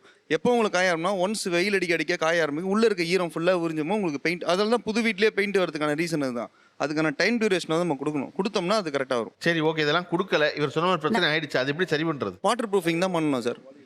அதுக்கு நிறைய வழி இருக்கு. வழி இல்லாம கிடையாது, கண்டிப்பா வழி இருக்கு. ஓகே, ஃப்ரெண்டு வீட்டில் 7 வருஷம் கூட ஆகலை, 6 வருஷம் தான் ஆகுது. இவர் ஓதம் காக்கிறது சொன்னாங்கல்ல, உள்ள வச்ச துணி எல்லாம் பூசணம் பிடிச்சி எல்லாம் தூக்கி போடுற மாதிரி ஆயிடுச்சு. அந்த மாதிரி ஏன் ஆகுது? அப்புறம் பாத்ரூமில் மேலே இருக்கிற பாத்ரூம்லேருந்து கீழே இருக்கிற பாத்ரூமுக்கு லீக் ஆகும். அவங்க சண்டை போடுறாங்க, எங்களுக்கு நீங்கள் தான் இதை சரி பண்ணி கொடுக்கணும் அப்படின்னு. நம்ம வீட்டு பாத்ரூம் கீழே லீக் ஆகுது, அவர் பண்ணி கொடுக்க மாட்டேன் பாரு, நம்ம பண்ணி கொடுக்க ரெடியாக இருப்போம். ஸோ நம்ம அதையும் பண்ணிக்கணும், நம்ம பாத்ரூமையும் பண்ணிக்கணும். சார் இது ரொம்ப சிம்பிளான கான்செப்ட் சார். இப்போ ஒரு வண்டி வாங்குறாங்க அப்படின்னா தண்ணி வரும் அப்படிங்கிறீங்களா? இல்லை சார், மெயின்டெனன்ஸ் பண்ணணும்னு சொல்ல வரேன். இப்போ ஒரு வண்டி வாங்கினா நம்ம வாங்கின நாள்லேருந்து ஓட்டிகிட்டே இருந்தால் ஓடுமா? ஓடாது, மெயின்டைன் பண்ணும் இல்லையா? ஒரு பில்டிங் வாங்கினோன்னா வாட்டர் ப்ரூஃபிங்கிறது ஒரு ரொம்ப தின் லெவல் கோட்டிங் சார், பெயிண்ட் அடிக்கிற மாதிரி கோட்டிங் தான். அதை பண்ணுறோம் அப்படின்னா மழை வெயிலுக்கு நம்மளுக்கு அங்கங்கே சின்ன டேமேஜ் ஆகும். பில்டிங்கை வந்து இவங்க பெயிண்ட் அடிக்கும் போது அந்த வாட்டர் ப்ரூஃபிங் கோட்டிங் பண்ணிவிட்டு கிராக்கை ஃபில் பண்ணிவிட்டு பெயிண்டிங் பண்ணணும். என்ன பண்ணிடுவாங்கன்னா, ஜென்ரலாக மேலே ஒரு வெள்ளை அடிச்சு விட்ருவாங்க, அந்த கிராக்கெல்லாம் அப்படியே இருக்கும், திரும்ப அந்த ஓதம் வரும். இன்னொன்று பாத்ரூமில் சொல்கிறாங்க இல்லையா, டைல்ஸுக்கு நடுவில் இருக்கிறது கிரவுட்டிங் கெமிக்கல். இவங்க வந்து ஆசிட் யூஸ் பண்ணி வாஷ் பண்ணாங்கன்னா கிரவுட்டிங் கெமிக்கல் போயிடும். நம்ம நார்மலாக யூஸ் பண்ணும்போது இப்போ நடக்கும்போதே வேற டயரில் அந்த கெமிக்கல் போகும். சிம்பிளாக ஒரு பேஸ்ட் மாதிரி இருக்கும் சார், அதை போட்டு நம்ம ஒரு கோடு மாதிரி இழுத்து விட்டோம்னா அந்த ஃபால்ட்டு சரியாயிடும். 10 நிமிஷம் வேலை அது. இதெல்லாம் வந்து வீடு கட்டுறவங்க எல்லாருக்கும் எல்லா விஷயமும் தெரியணும்னு அவசியம் இல்லை இல்லையா சார்? அதெல்லாம் நீங்கள் சொல்கிறீங்களா? இதில் வந்து உங்களுக்கு தான் நல்லது, இதெல்லாம் பண்ணினீங்க, நல்லா செஞ்சீங்கன்னு இன்னும் 2 பேர் உங்களுக்கு வேர்ட் ஆஃப் மவுத்தில் ஸ்ப்ரெட் ஆகும். நம்முடைய இணைந்து கொள்ள 2 சிறப்பு விருந்தினர் வந்திருக்கிறார்கள். முதலாம் அவர் மோதிஷ்குமார் அவர்கள், MD ஸ்டெப்ஸ்டோன் ப்ரொமோட்டர்ஸ் அவர்கள். மோதிஷ்குமாரோடு இந்த அரங்கத்தை பகிர்ந்து கொண்டு வந்திருப்பவர் தாமோதரன் அவர்கள், ஃபினான்ஷியல் கன்சல்டன்ட். மோதிஷ்குமார் சார் என்ன கேட்கணுன்னா, இதை வந்து பெரிய அளவில் ஒரு நிறுவனமாக வச்சு நீங்கள் பண்ணிகிட்டு இருக்கீங்க. உங்களுடைய பையர்கிட்ட நீங்கள் சந்திக்கிற இவங்க சொல்கிற இந்த எல்லா பிரச்சனையும் நீங்கள் ஒரு கேட்டிருப்பீங்க. இந்த புதுசாக வீடு வாங்குறவங்களுக்கு சொல்லணும்னா என்ன சொல்லுவீங்க? நீங்கள் ஒரு வீடு கட்டுறதுக்கு முன்னாடி எப்படி பில்டரை செலக்ட் பண்ணுன்ற இன்ஃபர்மேஷன்லேருந்து என்ன ஸ்பெசிஃபிகேஷன், எப்படி நீங்கள் ஒரு அக்ரிமெண்ட் அப்ரோச் பண்ணோம் அப்படின்றத பொறுத்த வரைக்குமே இன்றைக்கி நீங்கள் இன்டர்நெட்டில் போனீங்கன்னா உங்களுக்கு ஒரு பேசிக் இன்ஃபர்மேஷன் கிடச்சிரும். ஓகேங்களா? அந்த பேசிக் இன்ஃபர்மேஷனை வச்சு நீங்கள் பில்டரோட நெகோஷியேட் பண்ணலாம். எனக்கு இதெல்லாம் வேணும், இந்த ஸ்பெசிஃபிகேஷன் தான் வேணும், இந்த அக்ரிமெண்ட்டில் எனக்கு இந்த பாயிண்ட்ஸ் வேணும், எனக்கு இந்த டேட்டில் கம்ப்ளீட் பண்ணணும், இந்த கம்ப்ளீட் பண்ணலன்னா டிஃபால்ட் கிளாஸ் என்ன அப்படின்ற எல்லா டீட்டெயிலுமே நீங்கள் அக்ரிமெண்ட் ப்ராசஸ்லேயே நீங்கள் எல்லாத்தையுமே வாங்கிட்டீங்க அப்படின்னா உங்களுக்கு அதுக்கப்புறம் டிசப்பாயின்மெண்ட் இருக்காது. பில்டர்ஸ்க்கு வந்து ஒருத்தர் சொன்ன 800 ப்ராஜெக்ட் பண்ணியிருக்கோம், ஒரு வருஷம் 10 ப்ராஜெக்ட் பண்ணுறோம், ஒரு வருஷம் 20 ப்ராஜெக்ட் பண்ணுறோம். பில்டருக்கு வந்து இது ப்ராஜெக்ட், பட் கஸ்டமருக்கு அது வந்து ஒரு ட்ரீம் ஹோம், ஒரு வீடு. ஸோ இவங்க நம்மளோட பில்டர் சைட்லேயும் வந்து மோர் டிரான்ஸ்பரன்சி இன்க்ரீஸ் பண்ண வேண்டியது இருக்குது, டிரான்ஸ்பரன்சி இன்க்ரீஸ் பண்ண வேண்டியது இருக்குது. பில்டர் சைடில் சில விஷயம் வந்து இந்த ஃபோமோனோ, fear of missing opportunity. Okay, நம்ம ரொம்ப டீட்டெயில்ஸ் எல்லாமே கொடுத்தோம் அப்படின்னா நம்ம இனிஷியலாக கஸ்டமர் வந்து இந்த மிஸ் பண்ணிவிடுவோமோ அப்படின்ற ஒரு ஃபியர் இருக்குது. ஓகேங்களா? ஸோ நம்ம அவங்களுக்கு கஸ்டமருக்கு என்ன இன்ஃபர்மேஷன் வேணும் அது வரைக்கும் நம்ம கொடுக்கலாம். ஓகேங்களா? ஸோ அதை ஃபைனலைஸ் பண்ணுறோம், நம்ம அக்ரிமெண்ட் போகிறோம், ஸ்பெசிஃபிகேஷன் போகிறோம், ப்ராஜெக்ட், அதுக்கப்புறமா நம்ம கொஞ்சம் கொஞ்சமாக டீட்டெயில் கொடுக்கலான்ற ஒரு பாயிண்ட் இருக்குது. அது பில்டர் சைட்லேருந்து மோர் டிரான்ஸ்பரன்சியை இன்க்ரீஸ் பண்ண வேண்டிய சுச்சுவேஷனில் இருக்கும். பொதுவாக அந்த வீடு வாங்குறவங்க, இன்னைக்கு வீடு கட்டுறவங்க அப்படிங்கிற ஒரு மனநிலை இருக்குது. என்னென்னா 30 வருஷத்துக்கு முன்னாடி கட்டினதெல்லாம் ரொம்ப உறுதியான கட்டடம்னும் இப்போ கட்டுறதெல்லாம் அவ்வளோ உறுதியற்றதுன்னு ஒரு எண்ணம் இருக்கு இல்லையா? அதை பற்றி என்ன கருத்து தெரியும் சார்? இந்த காலகட்டத்துக்கு என்ன பெஸ்ட்டோ அது அவைலபிள். இப்போ நீங்கள் ஃபார் எக்ஸாம்பிள் அந்த காலத்தில் நம்ம வந்து பேஸ்மெண்ட் ஒன்று போடுவோம். பேஸ்மெண்ட் போட்டு கிட்டத்தட்ட வந்து 6 மாதம் விட்டுருவாங்க. அது வந்து பேஸ்மெண்ட் குதிரதுன்னு அவங்க அந்த காலத்தில் பார்த்தீங்கன்னா, நம்ம ஒரு சாயிலில் லோடு ஏற்றுறீங்க. லோடு ஏற்றும் போது ஒரு பில்டிங்கோட மண்ணில் லோடு ஏறும். லோடு ஏறும்போது அது செட்டில் ஆகும். அந்த செட்டில்மெண்ட் விட்டு ஒரு 6 மாதம் கழிச்சு தான் ஒரு மழை ஒரு வெயில் தாண்டி அதுக்கப்புறம் தான் அதுக்கு மேலே சூப்பர் ஸ்ட்ரக்சரே நம்ம கட்ட ஆரம்பிப்போம். பட் இன்றைக்கி வந்து நான் ஒரு வீடை லோன் போட்டு வாங்குறேன், பேங்க் ஸ்டேஜ் கொடுக்கணும், ஓகேங்களா. ஸோ அதுக்கு நான் என்ன பண்ணேன்னா 1 வருஷத்துக்குள்ளே வீடை கட்டி முடிக்கணும். ஸோ அந்த டைம் நம்ம தரதில்லை. இன்றைக்கி இருக்கிற கன்ஸ்ட்ரக்ஷன் ஸ்டைலில் அதாவது best material and quality material கொண்டு வந்தால் நீங்கள் இந்த லீக்கேஜ் இந்த இஷ்யூஸ் கண்டிப்பாக அவாய்ட் பண்ண முடியும். அதாவது இன்றைக்கி இருக்கிறதுல நீங்கள் டெஃபரெண்டாக வி அக்ரி. ஏன்னா அன்றைக்கி இருந்தால் நான் லைம் குவாலிட்டி கிடையாது எங்கிட்ட, அன்றைக்கி இருந்தால் பிரிக் குவாலிட்டி எங்கிட்ட கிடையாது. நான் பிரிக்ஸ் இன்றைக்கி வாங்குறேன் அப்படின்னா சென்னையில் என்னால் திருப்பத்தூரில் இருந்து தான் இன்றைக்கி கல்லே வாங்க முடியுது. இன்றைக்கி நீங்கள் ரெட் ஹில்ஸோ இங்கேயோ எக்காலஜிக்கல் இப்போ இங்கே வந்து மண் எடுக்கக்கூடாதுன்னு ரூல்ஸ் இருக்குது. மண் இங்கே குவாலிட்டி கிடைக்கல. So we have to go out and bring the materials. So இன்றைக்கி எனக்கு அவைலபிள் இருக்க மெட்டீரியலில் we can do in a superior work. நல்ல பெஸ்ட் குவாலிட்டி கண்டிப்பாக பண்ண முடியும். ஓகே தாமன் சார், இந்த வீடு வாங்குவது அப்படிங்கிறது தன் வாழ்நாளில் சேமித்த பணம் மொத்தத்தையும் கொடுத்து ஒரு நடுத்தர வர்க்க வீடு வாங்குது. அவர்களுக்கு ஒரு ஃபினான்ஷியல் கன்சல்டண்ட்டாக ஒரு யோசனை சொன்னால் என்ன சொல்லுவீங்க? அதாவது இவங்க எல்லாம் கனவு இல்லைன்னு நினச்சி வாங்கிட்டுங்க தினம் தினம் கனவை வந்து தொலைச்சிட்டு தான் தூங்கிட்டு இருக்காங்க. அதுக்கு முக்கிய காரணம் வந்து நமக்கு ஒரு சொந்தமாக ஒரு வீடு இருக்கணும். இதுதான் மெயின் காரணமாக இருக்குங்க.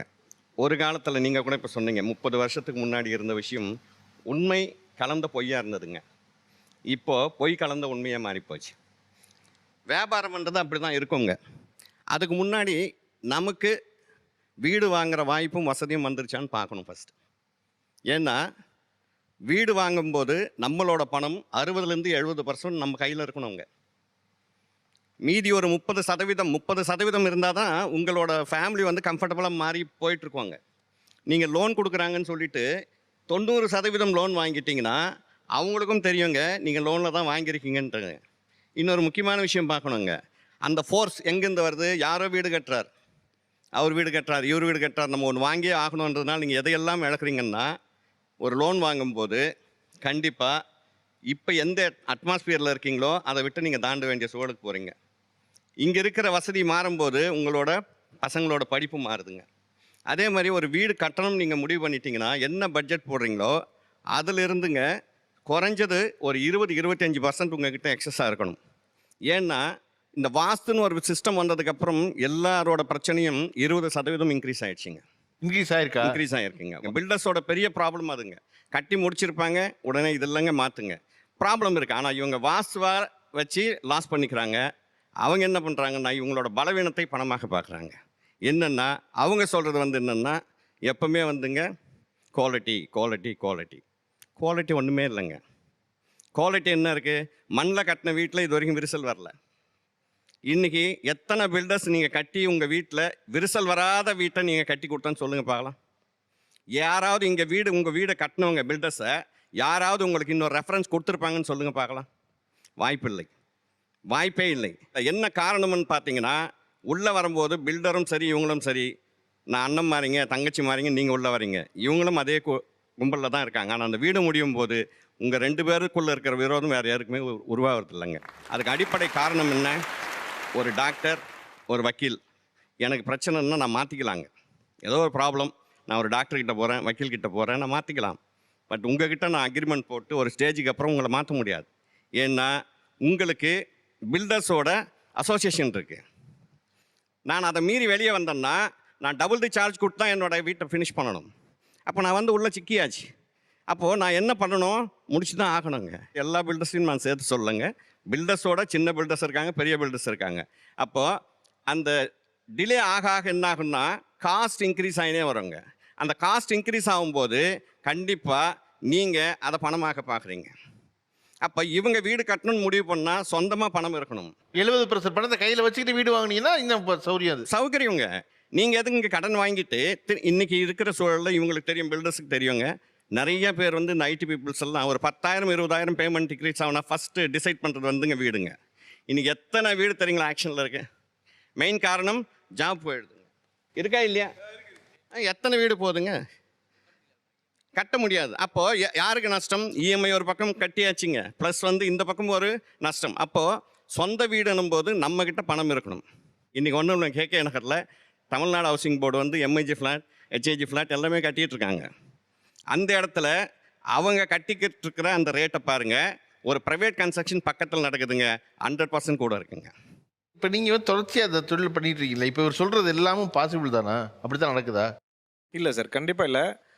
பில்டர்ஸ் வந்து இப்போ ஒரு ரேட் ப்ரைஸ் ஒரு இடத்துல லொக்கேஷனில் இருக்குது. இப்போ நம்ம ஃபார் எக்ஸாம்பிள் இஎம்ஐக்கு வருவோம். இஎம்ஐ வாங்கி அசட் வாங்குறாங்க, ஓகேங்களா? இன்றைக்கி நான் வந்து ஒரு தொழில் பண்ணி ஒரு இடத்துல சம்பாரிச்சுன்றதை விட ஒரு சொத்து வாங்கி நான் வந்து அசட் சம்பாரித்தேன் அப்படின்றதான் நிறைய பேர் சொல்லுவாங்க. பிஸ்னஸ் நிறைய பேர் பார்த்தீங்கன்னா இந்த இண்டஸ்ட்ரியல் எஸ்டேட் எடுத்துப்போம். நம்ம கிண்டி இண்டஸ்ட்ரியல் எஸ்டேட் இருக்கட்டும், எங்கே ஸ்ரீபெரும்புத்தூர், அங்கே 20 வருஷமாக ஒருத்தர் தொழில் பண்ணி சம்பாரிச்சதை விட நான் அந்த தொழிலுக்காக ஒரு இடம் வாங்கினேன், ஃபேக்ட்ரி கட்டினேன், அதோடைய மதிப்பு இன்றைக்கி விலை அதிகம், அதுதான் எனக்கு காப்பாற்றிச்சு அப்படின்னு சொல்லி நிறைய பேர். So investing in real estate எங்களை பொறுத்த வரைக்கும் will give a benefit other then any other investments, ஓகேங்களா? ஓகே, அந்த நீண்ட கால திட்டமாக தான் அதை வச்சுக்கணும். டெஃபினட்டாக ரியல் எஸ்டேட்டை பொறுத்த வரைக்கும் லாங் டேர்ம். இல்லை, நான் என்ன கேட்குறேன்னா அவர்கிட்ட, இப்போ அவர் சொல்கிறதெல்லாம் நீங்கள் சொல்லுங்கள், ஓகே. இப்போது ஒரு கேகே நகரில் ஒரு இடம், ஒரு கவர்மெண்ட்டில் ஒரு ப்ராஜெக்ட் போகுதுங்க. இப்போ நீங்கள் பக்கத்தில் கவர்மெண்ட்டு எல்லாருக்கும் கிடைக்காது, கண்டிப்பாக அலாட்மெண்ட்ஸ் எல்லாம் இருக்குது. இப்போ நீங்கள் பக்கத்தில் ஒரு இடம் போடுறீங்க, பட் உங்களுக்கும் அவங்களுக்கும் 100% இன்க்ரீஸ் ஆகிற அளவுக்கு என்ன அங்கே விஷயம் இருக்குது? அதுதான் மெயின். சார், இதில் 20% நீங்கள் கவர்மெண்ட் ப்ராஜெக்ட் அப்ரூவலுக்கு காசே செலவில்லை சார். ஆனால் நாங்கள் ப்ராஜெக்ட் அப்ரூவல் வாங்குறதுக்கு நீங்கள் சார் ஃபஸ்ட்டு கேட்டார் என்னென்ன அப்ரூவல் வாங்கணும். நீங்கள் வந்து நான் ப்ராஜெக்ட் ஃபஸ்ட்டு ஒரு லேண்டை ரெஜிஸ்டர் பண்ணுற இடத்துல ரெஜிஸ்ட்ரேஷன் செலவு பண்ணுறேன், ஓகேங்களா? நீங்கள் கவர்மெண்ட் பாடிக்கு அது கிடையாது. அடுத்தது வந்து பட்டா வாங்கணும், அந்த இடத்துக்கு நான் பட்டா வாங்கணும், ஓகேங்களா? அதுக்கப்புறம் அப்ரூவல், பிளான் அப்ரூவலில் நான் சிஎம்டியில் அப்ரூவல் வாங்கணும். அப்ரூவல் வாங்கினதுக்கப்புறம் லோக்கல் பாடி அப்ரூவல் வாங்கணும். நீங்கள் பஞ்சாயத்து யூனியன் இருந்தால் பஞ்சாயத்து தலைவருக்கு வாங்கணும், கவுன்சிலர் பார்க்கணும், இதெல்லாம் சேர்ந்து நான் அப்ரூவல் வாங்கணும். இந்த அப்ரூவல் வாங்கி முடிச்சதுக்கப்புறம் நான் பில்டிங் கட்ட ஆரம்பித்ததுக்கப்புறம் பில்டிங்கை முடிக்கிறோம். பில்டிங் கட்டி ஆரம்பித்து நாங்கள் பண்ணிகிட்டு இருக்கும் போதே ஜிஎஸ்டி, ஓகேங்களா? இந்த ஜிஎஸ்டி இஷ்யூஸ் இருக்குது எங்களுக்கு. அதாவது டெய்லி ஒரு இஷ்யூ, அதாவது ஜிஎஸ்டி மாற்றிட்டே இருக்காங்க, ரூல்ஸ் மாறிட்டே இருக்குது, இதை அடாப்ட் பண்ணிகிட்டே இருக்கும். அதுக்கப்புறம் சார் இஎஸ்ஐபிஎஃப் கன்சல்டன்ட் எங்கிட்ட இருக்க லேபருக்கும் லேபர் வேஜ் ஆக்ட் நான் ஃபாலோ பண்ணணும், லேபருக்கு பிஎஃப் பே பண்ணணும், ஓகேங்களா? இதெல்லாம் தாண்டி முடிச்சு கம்ப்ளீஷன் சர்டிஃபிகேட் நான் ஃபாலோ பண்ணி அதுக்கு ஒரு செலவு பண்ணணும். அதை முடிச்சதுக்கப்புறம் இபி முடிச்சதுக்கப்புறம் ட்ரைனேஜ் முடிச்சதுக்கப்புறம் water tax, metro water drainage board, இந்த செலவு இருக்குல்ல. இதில் முக்கியமான ஒட்டிங்க விளம்பரம், marketing sir, marketing budget sir. அது வந்து ஒரு ப்ராடக்ட் எனி கம்பெனி மார்க்கெட்டிங்கில் ஒரு பட்ஜெட் இருக்கும், அந்த பட்ஜெட்டை தான் நம்ம அதை ஸ்பெண்ட் பண்ண போகிறோம். ஸோ இந்த செலவுகள்லாம் நீங்கள் சார் ஹவுசிங் போர்டுக்கும் எங்களுக்கும் இல்லை அப்படின்றதுக்கான டிஃபரன்ஸ் இந்த காஸ்ட் ஹவுசிங் போர்டுக்கு நான் அப்படி சொல்ல வரலங்க. அதாவது அந்த மற்ற நீங்கள் சொல்கிற விஷயம்லாம் சரிதான், ஆனால் 100% மாறுது. பட் 100% மாறுது காம்படிஷன் ட்ரிவன் மார்க்கெட் சார். நான் 100% ஒரு ப்ராடக்ட் வச்சா ப்ராடக்ட் விற்கவே முடியாது சார். இன்னைக்கு வந்து ப்ராடக்டோட price not decided by builder, competitive market. நான் வந்து ஒரு பொருளை வந்து 5000 பொருளை 6000 7000 வச்சுருந்தா என்னால் விற்க முடியாது சார். கஸ்டமர் இன்னைக்கு தெளிவாக இருக்காங்க, கஸ்டமர் தெளிவாக தான் வாங்குறாங்க. அவங்க எங்கே 5000 கிடைக்குதோ அங்கே தான் கேட்டு நெகோஷியேட் பண்ணி வாங்குவாங்க. So price is not driven by வந்து தெளிவாக இல்லைங்க. உண்மையான ஒரு விஷயம் என்னென்னா விளம்பரம் தான். இவங்களை கொண்டு போய் பஸ்ஸில் ஏற்றிடுறோம், கொண்டு போனோடனே அங்கே எல்லா பேங்க்காரும் உட்காந்துருக்காங்க. அவர் 10,000 ரூபாய் சம்பளம் வாங்குறவரை கூட எப்படியாவது பிரெயின் வாஷ் பண்ணி லோனை வாங்கி அவர் கையில் கொடுத்துட்றான். அப்படி சிக்கனவங்க தான் இங்கே ஜாஸ்திங்க. என்ன காரணம்னா, இப்போ நீங்களே இல்லை, ஜென்ரலாகவே சொல்கிறேன், ஒரு ஆசையில் தான் கிளம்பி வராங்க வீடு வாங்கணும்ட்டுங்க.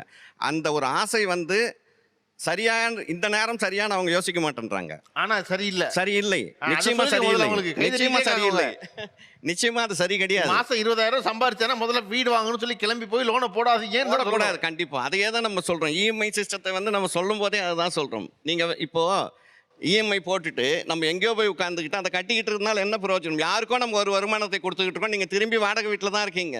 வாடகை வீட்டில் இருக்கிறது மட்டும் இல்லை, கட்டினவரோட டெய்லி போராட்டமாகவும் இருக்குதுங்க. இவர் இதை கட்டிட்டார், அவர் அதை கட்டிட்டார், இங்கே தண்ணி லீக் ஆகுது, அது வரைக்கும் வாடகை வீட்டில். சுருக்கம் சொன்னா ஒரு வீடு வாங்கணும்னு சொன்னால் குறைஞ்சபட்சம் கையில் 50% பணம் வச்சிருந்தா 60% மேலே ஒரு பணம் கையில் இருக்கணும்.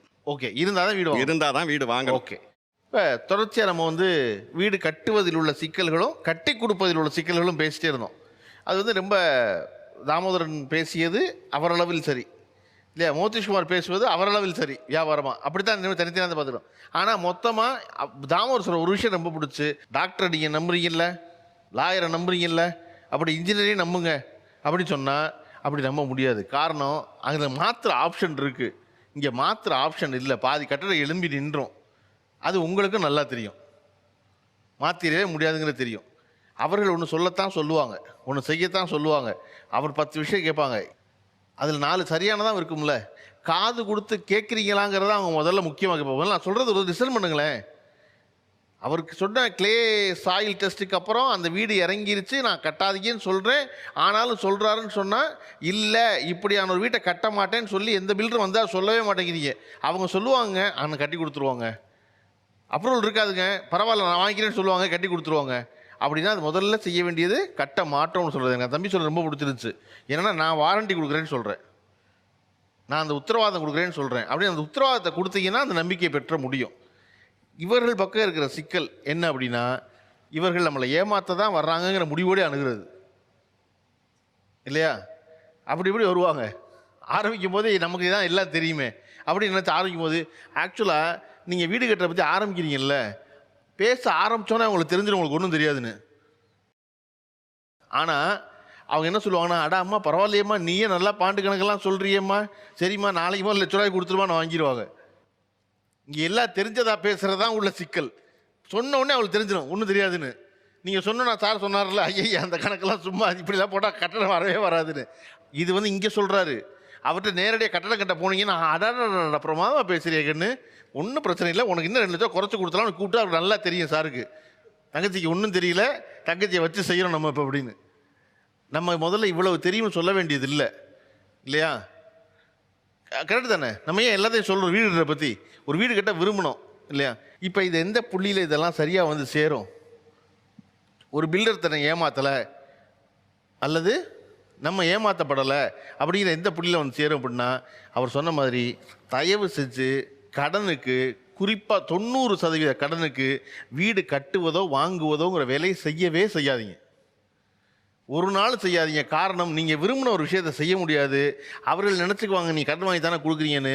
நீங்கள் பார்க்குற வேலையை கான்சன்ட்ரேட் பண்ண முடியாது, அந்த லோனை கட்டி முடிக்க முடியாது, எது வேணாலும் நிகழலாம். இன்றைக்கி நிகழ்ச்சியிலே நான் நினைக்கிற மிகச்சிறந்த யோசனை என்பது என்ன அப்படின்னா, குறைஞ்சபட்சம் அவர் சொல்கிறது 60% சொல்கிறார். வச்சா ஒரு ஃபினான்ஷியல் கன்சல்டண்ட்டாக அவர் சொல்கிறாரு 60% வச்சுட்டு வீடை வாங்கினீங்கன்னா பொழைச்சிருவீங்கன்னு. ஏன்னா நம்ம அப்பா யாருமே வாங்கலை, நம்ம தாத்தா யாருமே வாங்கலை. சொந்த வீட்டில் இருக்கணுங்கிறது ஒன்றும் பெரிய வாழ்நாள் லட்சியம்லாம் கிடையாது இல்லையா? நம்ம அப்பா எப்போ வீடு வாங்கினாரு? பேங்க்கில் கடன் கொடுக்க மாட்டான். மொத்த பணம் எப்போ காசு இருந்துச்சோ இருக்கும்போது தான் வேலை செய்கிற இடத்துல, தான் தொழில் செய்கிற இடத்துல, தன் குடும்பத்து பிள்ளைய படிக்கிற இடத்துல, எது தங்களுடைய ரெகுலர் லைஃப்பை டிஸ்டர்ப் பண்ணாதோ அந்த இடத்துல வீடு வாங்க முடிஞ்சா வாங்கினார். ஊருக்கு வெளியே 30 கிலோமீட்டர் தாண்டி ஒரு இடத்துல வீடு இருக்குது, அங்கே வாங்கி எல்லாத்தையும் மாற்ற அப்படின்னா, பொண்டாட்டி இப்படி ஆஃபீஸுக்கு போவா, பிள்ளை இப்படி பள்ளிக்கூடத்துக்கு போகும், இவர் இப்படி தொழில் பண்ணுவார், எதுவுமே பண்ண முடியாது, எல்லாமே டிஸ்டர்ப் ஆக ஆரம்பிக்கும். இதுக்கு காரணம் எப்படியாவது நம்ம வீடை வாங்கிடணும்னு நினைக்கிறதுல ஆரம்பிக்கிற சிக்கல் இல்லையா? அப்படி வாங்க வேண்டியது இல்லை. இவர் சொல்கிற ஒரு பாயிண்ட் ரொம்ப முக்கியம். அது லாங் டேர்ம் இன்வெஸ்ட்மெண்ட்டு. 30 வருஷம் கழிச்சு மதிப்பு கூடும். ஆனால் 20 வருஷம் இஎம்ஐ கட்ட முடியுமான்னு யோசிச்சுருங்க. அப்படி கட்டுற அளவுக்கு உறுதியாக ஸ்திரமான வேலையாக பணம் வந்துருமான்னு யோசிச்சுருங்க. வந்துடும்னா அதெல்லாம் செஞ்சிட வேண்டியதான், ஓகே தான். ஏன்னா சேமிக்கிற பழக்கம் இல்லையா, அவங்க சேமிச்சு வைக்க தெரியாது நமக்கு. அதுக்கு பதிலாக போய் கடனை கட்டிக்கிட்டு இருப்போம், இஎம்ஐ கட்டிக்கிட்டு இருப்போம். ஒரு வேளை மதிப்பு கூடலாம். 30 வருஷம் கழிச்சு தெரியாது, ஊருக்குள்ளே ஒரு குண்டு விழுந்து மொத்த பேர் வீட்டை விற்றுட்டு போகிறேன்னு சொல்லி மதிப்பு குறைஞ்சிருச்சுன்னா, சுனாமி வந்ததுக்கப்புறம் ஈசிஆர் ரோட்டில் இருக்கப்பறம் அவசர அவசரமாக விற்றான்ல 2 வருஷத்துக்கு, மறுபடியும் 2 வருஷம் கழிச்சு மட்டும் அவ்வளோ பேர் வாங்கினான்ல, ஏன் அன்னைக்கு விற்றான், ஏன் மறுபடியும் இன்றைக்கி வாங்குறான்னு தெரியாது. வருஷமாக சுனாமி வரும், அவ்வளோ பேர் விற்றான், 2 வருஷம் கழிச்சு அவ்வளோ பேர் திருப்பி வாங்கினான், அது தெரியாது, அது காலம் முடிவு பண்ண போகிறது. ஆனால் கையில் முதல் இல்லாமல் இந்த வேலையை செய்ய போனோம்னா இந்த சந்தேகத்தோடு தான் வாழ்ந்துக்கிட்டே இருப்போம். நிகழ்ச்சியில் சிறப்பாக பங்காற்றுபவர்களுக்கு பரிசளிக்கிற நேரம். கௌரா பதிப்பகம் வழங்கும் ரூபாய் 4000 விலையில் புத்தகத்தை இந்த பக்கம் இந்த பரிசா பெறுறது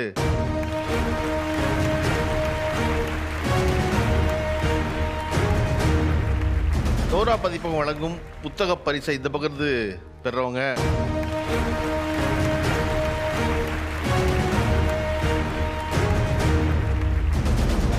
ராஜாளி மல்டி மில்லட் ஸ்நாக்ஸ் வழங்குகிற இந்த பரிசு பொதிய பெறுபவர்கள்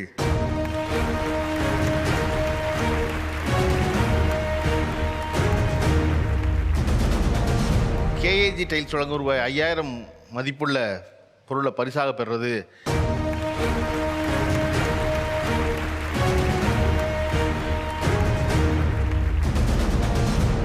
நிகழ்ச்சியில் கலந்து கொண்ட அனைவருக்கும் அன்பும் நன்றியும். மீண்டும் அடுத்த வாரம் சந்திப்போம், வேறு தலைப்பில் சந்திப்போம். நீங்கள் பார்த்து கொண்டிருந்தது இந்தியாவின் நம்பர் 1 டீலர் வசந்த் கோ வழங்கும் Tamizha copowered by KAG Tails மற்றும் gold Priyam refined sunflower oil, copresented by Sri Kumaran Thanga Maligai மற்றும் Rajali multi millets and snacks. மீண்டும் சந்திப்போம்.